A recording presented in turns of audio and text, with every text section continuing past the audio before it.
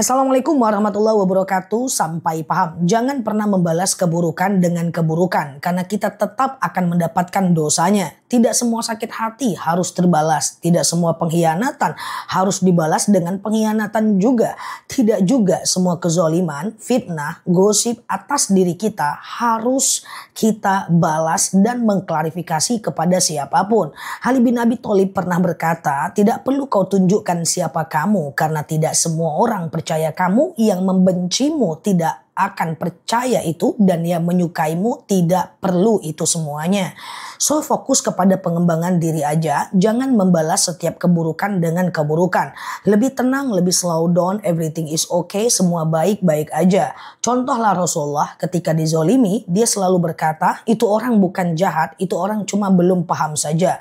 Jangan habiskan energi untuk membuat semua orang suka kepada kita, karena nggak semua orang juga penting bagi kita. Jangan habiskan energi kepada orang-orang yang tidak suka dengan kita. Fokus aja kepada orang-orang yang mencintai kita. Kalau kita salah itu biasa, tinggal perbaiki saja. Kalau kita benar, maafkan mereka. Ini cara terbaik untuk merespon semua konflik yang ada dalam hidup kita. Jangan membalas keburukan dengan keburukan. Kalau kita memang salah, tinggal perbaiki dan jangan dibawa pikiran terlalu dalam. Kemudian yang ketiga adalah fokus menjadi orang yang punya akhlak baik dan habiskan energi untuk hal yang bermanfaat.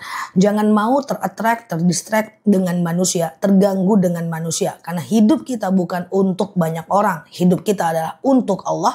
Penuhi tanggung jawab kita dan semoga kita lebih baik ke depan.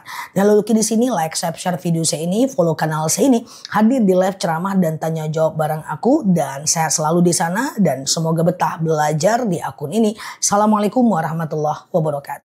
Assalamualaikum warahmatullahi wabarakatuh. Sampai paham. Kalau kita terlambat sholat berjamaah, caranya seperti ini. Misalnya nih, kita terlambat sholat maghrib. Ya, imamnya rakaat pertama nih. Allahu Akbar, Allahu Akbar, Sami Allahu liman hamidah. Allahu Akbar, Allahu Akbar, Allahu Akbar, Allahu Akbar. Imamnya naik nih rakaat kedua. Kita baru datang nih. Kita pasang niat berjamaah, baca iftitah, Al-Fatihah ayat pendek. Kalau nggak terkejar Al-Fatihahnya, imamnya udah ruku, langsung ruku aja. Allahu Akbar, Sami Allahu liman hamidah, Allahu Akbar, Allahu Akbar, Allahu Akbar, Allahu Akbar. Imamnya tahiyat awal, kita juga tahiyat awal ya. Duduknya juga tahiyat awal. Sekarang maghrib lanjut, imamnya rakaat ketiga, kita rakaat kedua. Allahu Akbar, ruku, Allahu Akbar, Sami Allahu liman hamidah, Allahu Akbar, Allahu Akbar, Allahu Akbar, Allahu Akbar.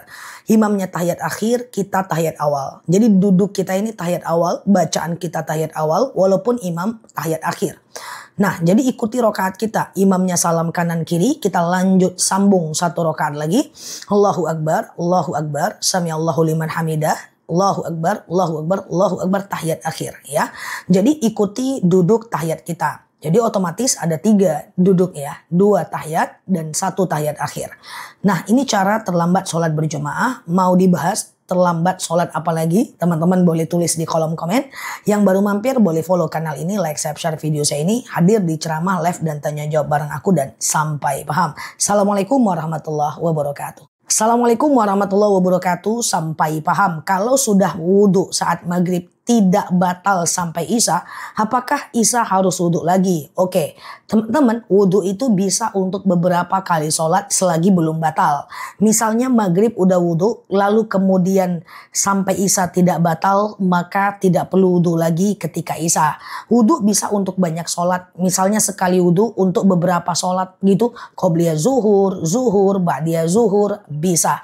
Ya, itu beda dengan tayamum. Kalau tayamum, usahakan teman-teman maghrib tayamum, isya tayamum lagi.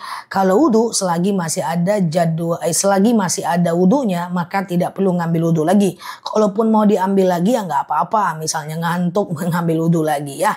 Semoga bermanfaat. Kalau di sini like, share video saya ini, follow kanal saya ini, hadir di live ceramah dan tanya jawab bareng aku. Saya selalu di sana dan semoga betah di akun ini ya. Ada pertanyaan lagi atau rasa kesyukuran, boleh klik di kolom komen untuk kita bisa belajar bersama, berkomunikasi di akun ini. Nah, lalu di sini sampai paham. Assalamualaikum warahmatullahi wabarakatuh. Assalamualaikum warahmatullahi wabarakatuh. Sampai paham cara tayamum dalam kondisi tertentu kita bertayamum ya. Misalnya nih dalam keadaan sakit nggak bisa kena air, atau dalam keadaan panjang perjalanan nggak ada air, maka kita boleh bertayamum ya. Atau di kendaraan misalnya sholatnya lagi macet nih nggak ada air ya, tayamum. Caranya adalah sengaja aku bertayamum mensucikan diriku dari hadas kecil lillahi ta'ala. Ambil tangannya, tempelkan ke sesuatu yang berdebu, yang tidak terlalu banyak gitu ya. Lalu kemudian basuh mukanya, usap mukanya 1 kali aja. Ambil lagi tangannya, lalu kemudian ini tangan kananku, ini tangan kiriku. Maka punggung tangannya yang dibasuh dulu, yang kanan dulu, ini tangan kiri ya. Terus sampai ke siku. Nah, waktu di siku itu teman-teman terus sampai ujungnya jempol. Ujungnya jempol, jangan ujungnya ini. Kalau ujungnya ini nanti malah ini ada debu untuk tangan kiri. Terus sampai ke bawah, terus ujungnya ke jempol. Udah, tayamum hanya muka dengan tangan aja dan gak pakai kumur-kumur tentunya. Kalau sholatnya di mobil, sholatlah di mana arah mobil, di situ arah kiblat. Kalau di sana ada yang bukan mahram, maka jangan sing-singkan lengan bajunya, cukup tayamumkan lengan bajunya saja. Kalau kita sendiri boleh sing-singkan lengan bajunya supaya sempurna tayamumnya. Ingat, 1 kali tayamum 1 kali sholat. Nanti kalau sholat maghribnya tayamum, isanya tayamum lagi walaupun belum batal. Nah, itu beda dengan wudhu. Kalau wudhu itu maghribnya wudhu, kemudian kalau nggak batal wudhu sampai isya bisa pakai wudhu maghrib, tapi bukan tayamum. Tayamum itu setiap sholat bertayamum. Semoga bermanfaat ya. Dan lalu di sini like, share video saya ini, follow kanal saya ini, hadir di live ceramah dan tanya jawab bareng aku dan sampai paham. Assalamualaikum warahmatullahi wabarakatuh. Assalamualaikum warahmatullahi wabarakatuh. Sampai paham. Bagaimana sholat dalam keadaan baring? Video sebelumnya sholat dalam keadaan miring ke kanan. Di video ini kita bahas sholat dalam keadaan baring bagi orang-orang yang sakit. Orang yang sakit keringanannya adalah kalau nggak bisa sholat tegak, duduk. Nggak bisa duduk, baring miring ke kanan. Kalau nggak bisa baring miring ke kanan, iya telentang. Nah, sholat dalam keadaan telentang, misalnya kamera itu adalah kiblat, kakinya yang ke kiblat. Lalu wajahnya dinaikkan pakai bantal sehingga wajahnya ke kiblat. Bagaimana takbirnya? Bisa dengan gerakan kepala, kalau dia bisa mengangkat Allahu Akbar, Sami Allahu liman hamidah. Atau gerakan jari, kalau kepalanya sudah nggak bisa digerakkan, baca dalam hati. Atau gerakan mata setiap takbir dan bacanya dalam hati.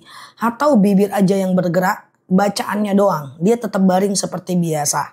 Nah, itu caranya. Atau cukup dalam hati aja. Ini sholat dalam keadaan berbaring.